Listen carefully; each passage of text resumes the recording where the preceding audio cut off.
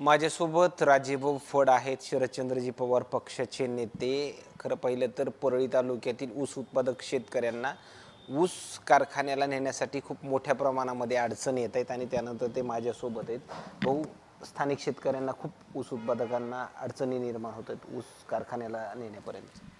परळी मतदारसंघामध्ये परळी तालुक्यामध्ये ऊसाचं उत्पादन जास्त आहे आणि सध्याची परिस्थिती जर बघितली तर कारखाना ज्या प्रमाणात ऊस जायचा कारखान्याला जानेवारी आता संपत आला त्या प्रमाणात ऊस जात नाही. काही कारखान्याच्या काही अडचणी आहेत, कारखाने बंद आहेत, काही जामिंग आहेत, कुठं अशा अनेक परिस्थिती. त्यामुळे जरा शेतकऱ्यांना ऊस देण्यासाठी आणि कारखाने ऊस नेण्यासाठी उशीर करतात असं तरी सध्या मला वाटते. त्यावर आता पर्याय म्हणून काय, शेतकऱ्यांना दिलासा देण्यासाठी जे कारखानदार आहेत त्यांनी काय नेमकं पाऊल उचलायला पाहिजे? सध्या तर टोळ्या देखील बऱ्याच ठिकाणी पडत नाहीत.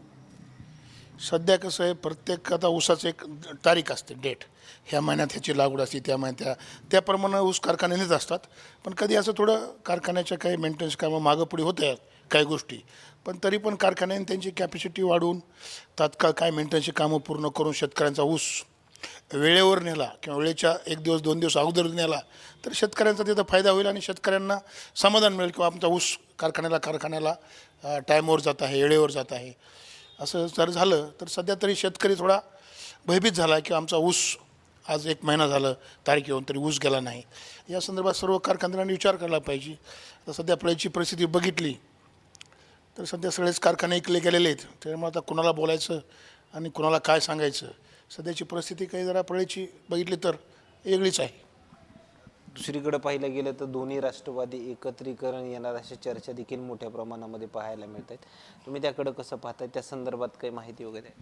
नाही, त्या संदर्भात आणखीन काही माहिती आली नाहीत. म्हणजे आता पण जे काही मीटिंग झाल्यात आणि जे काय महानगरपालिकेमध्ये तुतारी आणि घड्याळ वेगळं लढून काही नुकसान झालं दोन्ही पक्षाचं, तर त्या संदर्भात आदरणीय आमचे शरदचंद्र पवारसाहेब, अजितदादा हे सर्व पक्षाचे नेते बसून चर्चा करतायत आणि काय आता जे पुढे होईल आणि आमचे जिल्ह्याचे खासदार ह्या बीड जिल्ह्याचं काय करायचं आहे, कसं करायचं आहे ह्याचा निर्णय घेतील. त्याप्रमाणे बजरंग बाप्पा सोनवणे जे खासदार निर्णय घेतील त्याप्रमाणे आम्ही खाली तसं काम करण्यास तयार आहेत. काय ह्या स्वराज्य संस्थेच्या निवडणुका जो आहे तर दुसऱ्या टप्प्यामध्ये बीडच्या पण होतील, जिल्हा परिषद पंचायत समितीच्या. मात्र त्यावरून काही तयारी वगैरे आहे? किती जण इच्छुक आहेत सर्कल वाईज, अशी काही एकंदरीत चर्चा वगैरे होते? तशी तयारी तर आमची सर्वच होती का आता इलेक्शन लागल असंच परिस्थिती होती बीडचं पण बीडचं निवडणूक आयोगाने इलेक्शन जाहीर केले पण त्यामध्ये बीड नाही आहे. बीड दुसऱ्या टप्प्यात केलं. दुसऱ्या टप्प्यात गेले असल्यामुळं आता मला वाटतं एप्रिल मेमध्ये इलेक्शन होईल असे चान्सेस आहेत. आज बी कोर्टानं काही ती तारीख दिली नाही. तर ते आमची सर्व उमेदवार तयारी आहे आणि शेवटी पक्षाचा काय निर्णय येतो की राष्ट्रवादी काँग्रेस आणि राष्ट्रवादी काँग्रेस दोन्ही राष्ट्रवादी काँग्रेस सोबत लढायचं म्हणतात अशी चर्चा सध्या चालू आहे. तसं काय जे निर्णय होईल त्याप्रमाणे आम्ही परळी मतदारसंघात निर्णय घेऊ. बाकी परळीकरांना, परळी मतदारसंघातील लोकांना सध्या कोणकोणत्या अडचणींना सामोरं जावं लागतं?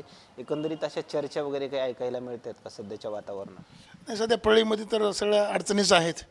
शेवटी आता नगरपालिका बी त्यांच्याच ताब्यात दिली मायबाप जनतेनं किंवा EM मशीननं. तर आता त्याप्रमाणे जे परळीत समस्या आणखीन आहेतच. काही समस्या सुटल्या नाहीत, बऱ्याच समस्या आहेत. शेतकऱ्यांच्या ऊसाच्या समस्या आहेत परळीत, पाण्याच्या समस्या आहे, नाल्याच्या, रोडच्या सगळ्या आहेत समस्या. तर आता बघू, थोडा आता वेळ, आताच इलेक्शन झालेत तर थोडा नवीन नगरपालिकेला आपण वेळ द्यायला पाहिजे. येणाऱ्या 5-6 महिन्यात काय परिस्थिती होईल त्यावर आपण पुढे बोलणारच आहेत आपण.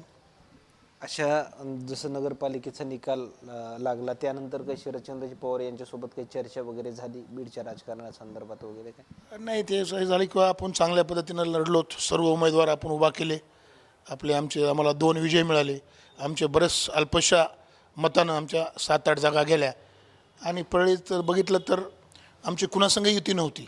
जर काँग्रेस, वंचित, उभाटा हे सगळी जर युती असती तर हे सर्व लोकांचे मत खाल्ले. ते असं वाटतं की सगळ्याची युती असतं तर नक्कीच नगरपालिका आमची महाविकास आघाडी जर एकत्र मिळून लढली असती तर नगरपालिका आमच्या ताब्यात असते. का तर 10 नगरसेवक आणि 2 नगरसेवकाच्या उमेदवारांना 10 नगरसेवक निवडून आले आणि 2 नगरसेवकाच्या उमेदवारांना 85,000च्या मतापर्यंत पडलेत. म्हणजे परिस्थिती चांगली होती. पण महाविकास आघाडी तर न झाल्यामुळं आमचं नुकसान झालं सर्वांचंच, असं आमचं म्हणणं आहे. काल जरांगे पाटील मिरवटच्या सप्त्याला आले होते, त्या दरम्यान तुम्ही त्यांचं स्वागतही केलं. त्या दरम्यान काही चर्चा वगैरे झाली महादेव मुंडे प्रकरणावरून, अद्यापही काही आरोपी अटक नाही त्या संदर्भात? नाही, जरांगे पाटलांना पळीत आले ते, आणि पळीत आल्यास मी आमच्या पक्षातर्फे तालुका अध्यक्ष असतील, आमचे सर्व पक्षाचे HO असतील, हे सर्व लोकांनी मिळून आम्ही जरांगे पाटलाचा पक्षातर्फे आम्ही त्यांचं स्वागत केलं. पळीमध्ये आले ते, सत्कार केला. आणि महादेव मुंडेच्या कोण प्रकरण असेल, संतोष देशमुखाचं प्रकरण, याच्यावर आता काहीतरी सगळे निर्णय चालू आहेत. आणि महादेव मुंडेच्या बी SIT नेमलेली, SITचा निर्णय आता लवकर निर्णय काहीतरी SIT घेईल, पण त्याच्यावर जाईल अशी एवढी चर्चा झाली. आणि पाटलाचे बरेच दौरे होते, गावामध्ये होते, त्यामुळे पाटील बिजीच होते म्हणजे जरांगे पाटील. जरी आघाडी म्हणजे दोन्ही राष्ट्रवादी एकत्रीकरण जरी आले नाहीत, तरी शरदचंद्र पवार पक्ष स्वतंत्रपणे परळीमध्ये जर हे पक्ष एकत्र आले नाहीत, आणि किंवा पक्ष एकत्र आले, जे आमचे जिल्ह्याचे खासदार बजरंग बाप्पा सोनवणे हे जे काय निर्णय घेतील जिल्ह्यात, त्याप्रमाणे आम्ही त्यांच्या म्हणण्यानुसार आम्ही परळीमध्ये निर्णय घेऊ.